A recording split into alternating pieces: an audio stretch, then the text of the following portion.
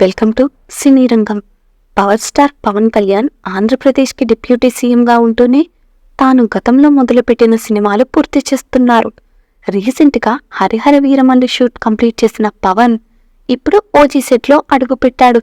అయితే గతంలోనే Tollywood producers DVV Danayya, AM Ratnam, Y Ravishankar, Naveen ఎర్నేనిలతో తన క్యాంపు కార్యాలయంలో భేటీ అయిన పవన్ సినిమా షూట్స్కి డేట్స్ కేటాయించిన విషయం తెలిసిందే.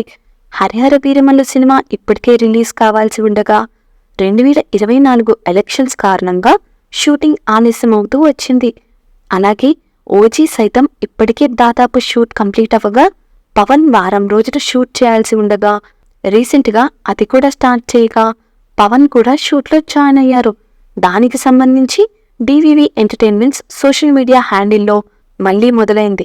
ఈసారి ముగిద్దాం, the OG steps into his arena, అలాంటోడు మళ్ళీ తిరిగొస్తున్నాడంటే అంటూ కొన్ని పోస్టులు పుట్టుకొచ్చాయి. ఇక హరిహర వీరమల్లు సినిమాను జూన్ 12 రిలీజ్ చేయనున్నట్లు ప్రకటించింది మూవీ యూనిట్. అలాగే ఓజీ సినిమాను ఆగస్టులో విడుదల చేస్తారని ఇండస్ట్రీ వర్గాల్లో వార్తలు వస్తున్నాయి. ఇక దీని తర్వాత హరీష్ శంకర్ డైరెక్షన్లో ఉస్తాద్ భగత్ సింగ్ సినిమా చేయాల్సి ఉండగా దానికోసం జూన్ 12 నుండి డేట్స్ ఇచ్చినట్లు తెలుస్తుంది. అయితే గతంలో అనుకున్న స్టోరీలో పవన్ కొన్ని మార్పులు చెప్పారని తెలుస్తుంది.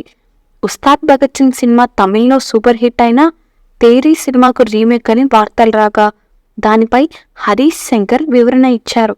అయితే పవన్ ఆ స్టోరీలో హీరోయిన్తో ఉండే రొమాంటిక్ సీన్స్ను తగ్గించాలని, సమాజానికి ఉపయోగపడే విషయాలను యాడ్ చేయాలని కోరారని దానితో స్టోరీ మొత్తం మార్చినట్లు తెలుస్తుంది.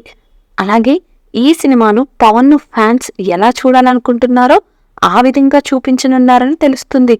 మరి ఈ విషయంపై మీరేమనుకుంటున్నారో మీ అభిప్రాయాలను కామెంట్స్ రూపంలో మాకు తెలియజేయండి. మరి ఇలాంటి మరిన్ని మూవీ రిలేటెడ్ కంటెంట్ కోసం మా ఛానల్ను సబ్స్క్రైబ్ చేసుకోండి. Thanks for watching.